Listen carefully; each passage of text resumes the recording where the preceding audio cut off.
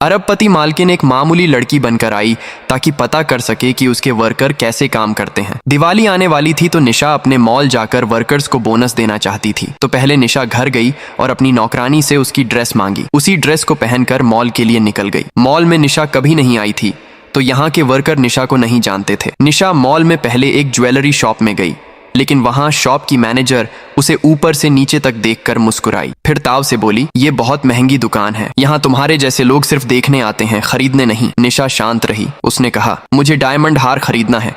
लेकिन मैनेजर ने हंसते हुए कहा, तुम्हारी औकात है यहाँ से खरीदने की, ये हार तुम्हारे पूरे साल की कमाई से भी महंगा है। अब निशा के चेहरे पर गंभीरता आ गई। उसने बिना कुछ कहे अपने फोन से एक कॉल किया और बोली, मॉल के हेड मैनेजर को तुरंत इस ज्वेलरी शॉप में भेजिए। कुछ ही मिनटों में हेड मैनेजर हांफता हुआ वहां पहुंच गया। उसने जैसे ही निशा को देखा तुरंत झुककर बोला, मैम आप यहाँ इस भेष में?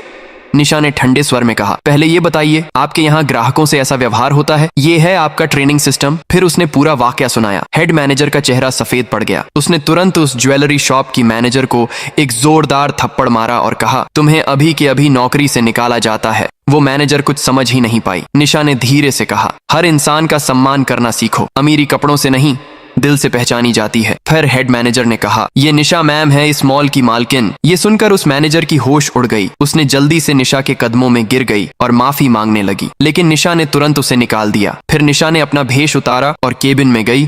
फिर निशा ने मॉल में जितने भी वफादार कार्यकर्ता थे सबको दिवाली बोनस दिया। दोस्तों, निशा ने सही किया या नहीं कमेंट करके बताओ और निशा के लिए एक लाइक और सब्सक्राइब कर देना।